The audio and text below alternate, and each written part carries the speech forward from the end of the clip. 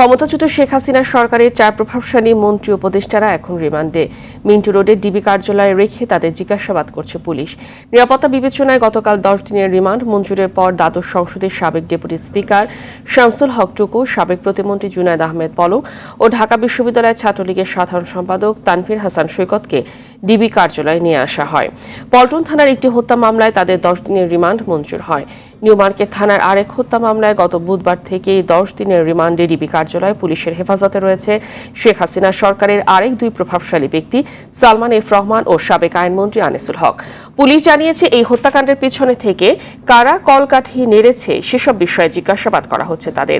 জিজ্ঞাসাবাদে আনিসুল হক বলেন, দেশে ছাত্র আন্দোলন শুরু হওয়ার পর তিনি একটি সমাধানের দিকে যাচ্ছিলেন, কিন্তু সাবেক স্বরাষ্ট্রমন্ত্রী আসাদুজ্জামান খান কামাল ও সাবেক সেতুমন্ত্রী ওবায়দুল কাদেরের কারণে সেটা সম্ভব হয়নি।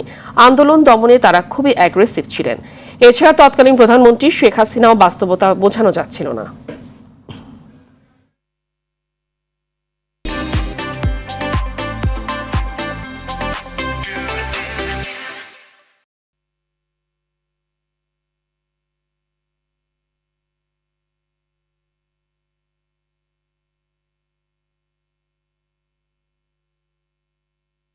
দর্শক, এই মুহূর্তে ঢাকা মহানগর ডিবি কার্যালয়ে আছেন সহকর্মী সুমন তানভীর। তানভীর, রিমান্ডে থাকাদের বিষয়ে কি তথ্য আছে আপনার কাছে?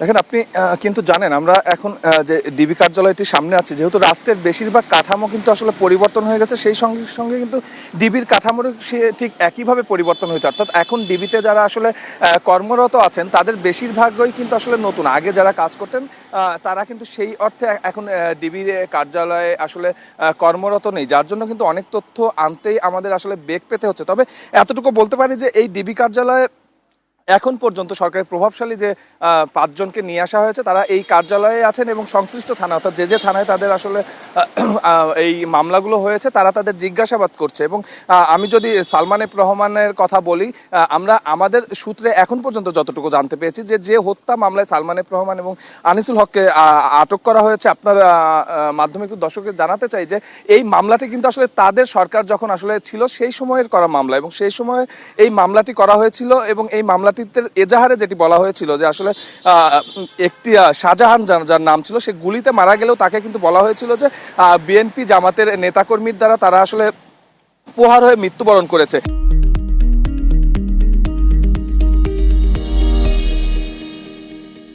তো এই যে মামলার আসলে এজাহার চেঞ্জ হয়ে যাচ্ছে, সেই সঙ্গে সালমান এফ রহমানরা আসলে শুধু এই একটি বিষয় নয়, অর্থাৎ শুধু এই হত্যাকাণ্ডের সঙ্গে নয়, আরও তাদের নানা বিষয়ে তাদের সংশ্লিষ্টতা আছে। এই দেশের অর্থনীতি, শেয়ার বাজার, এইসব বিষয়েও কিন্তু রিমান্ডে আসলে জিজ্ঞাসাবাদ করা হচ্ছে। আমরা যতটুকু এখন পর্যন্ত জানতে পেরেছি যে ডিবি কার্যালয়ে তারা আসলে সাধারণ কয়েদিরা, সাধারণ যে আসামি তাদের যেভাবে রাখা হয় তাদেরও কিন্তু সেইভাবে রাখা হয়েছে এবং তাদেরকে শুধু এই একটি হত্যা মামলা নিয়ে কিন্তু তাদের জিজ্ঞাসাবাদ করা হচ্ছে না, তাদের সঙ্গে যে সংশ্লিষ্টতা আছে, অর্থাৎ দেশের অর্থনীতি আজকে যে অবস্থায় এসেছে তার সঙ্গে সালমান এফ রহমানের প্রত্যক্ষ সম্পর্ক আছে এমনটা কিন্তু আসলে আইন শৃঙ্খলা বাহিনী মনে করে। তো সেই জায়গা থেকে কিন্তু তাকে সেই বিষয়গুলো জিজ্ঞাসাবাদ করা হচ্ছে। সেই সঙ্গে আনিসুল হক যেহেতু সাবেক আইনমন্ত্রী ছিলেন, শেখ হাসিনার সরকারের অনেক কাজ বৈধতা দিতে তিনি নানা রকমভাবেই আসলে নানা রকম আইনের বিষয়গুলো তিনি দেখেছেন। তো সেই বিষয়গুলো কেন তিনি দেখলেন, কি কি করেছেন, সেইগুলোর উপর ভিত্তি করে কিন্তু আসলে আরও মামলা হবে এবং সেই মামলাগুলোতেও কিন্তু তাদের গ্রেপ্তার করা হবে,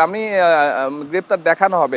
কালকে আসলে যে 3 জনকে নিয়ে আসা হয়েছে তার ভিতর সবচেয়ে কিন্তু জুনায়েদ আহমেদ পলক, তার ভূমিকাটা এই চলমান আন্দোলনে কিন্তু সবচেয়ে বেশি বিতর্কিত ছিল। অর্থাৎ ইন্টারনেট ব্যবহার থেকে শুরু করে সবকিছু তিনি যেভাবে বন্ধ করে রাখছিলেন এবং এক এক সময় এক এক রকম কথা বলছিলেন, এই কথাগুলো তিনি কেন বললেন, কার নির্দেশে বললেন, কিভাবে আসলে এই কাজগুলো হয়েছে, সেই সব বিষয়েও কিন্তু তাকে জিজ্ঞাসাবাদ করা হচ্ছে। তবে সংবাদে আপনি যেমনটি জানাচ্ছিলেন যে এখন পর্যন্ত কিন্তু তারা সবাই একটি কথাই বলছে রিমান্ডে, তাদের যে কথাটি যে তারা আসলে আন্দোলনটি এইরকম অ্যাগ্রেসিভভাবে আসলে দমনের পক্ষপাতী তারা ছিলেন না।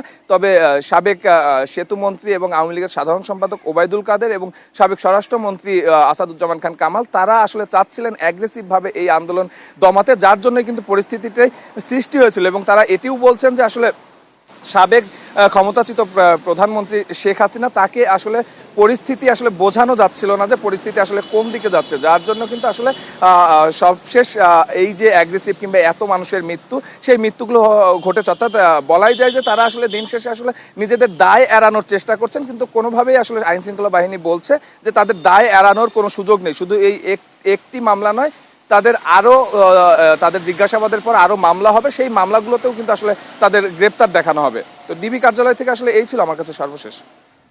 ধন্যবাদ আপনাকে।